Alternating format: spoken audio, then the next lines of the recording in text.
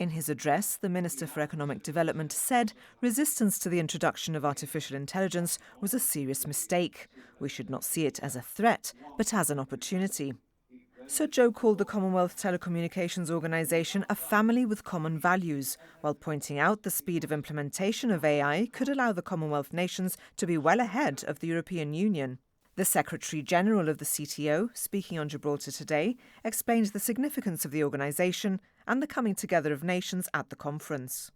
We are about supporting digital transformation. It does not happen by itself. It requires the collaboration of governments, the private sector, civil society, many diverse organizations. It is a collective responsibility. It is very, very difficult for developing countries, for anyone to keep up with the developments that are happening in the industry and to understand how these technologies can be leveraged.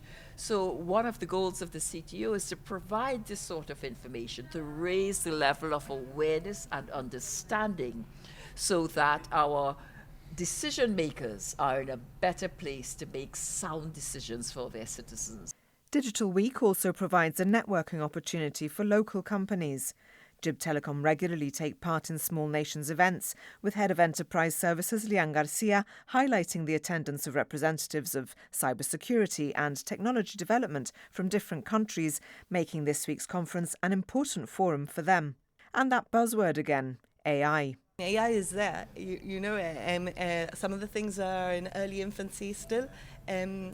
My own view is that we need to make sure we're there, but we need to make sure that there are safeguards in place. And that's been a lot of the conversation here today. It's what's the potential, and we really want to tap into that potential. As Sir Joe said, it's not something to close the doors on, but how can we make sure that we've got the safeguards in place to make sure that it's done responsibly. In spite of the positive feedback, there have been some stumbling blocks this week. Sadly, we've had some problems with ministers who were meant to be coming, and they've had problems with visas because the diplomatic visa rules have changed in London only in the last week or so. So where we were intending to have at least 20 ministers, we've only had about 2 or 3.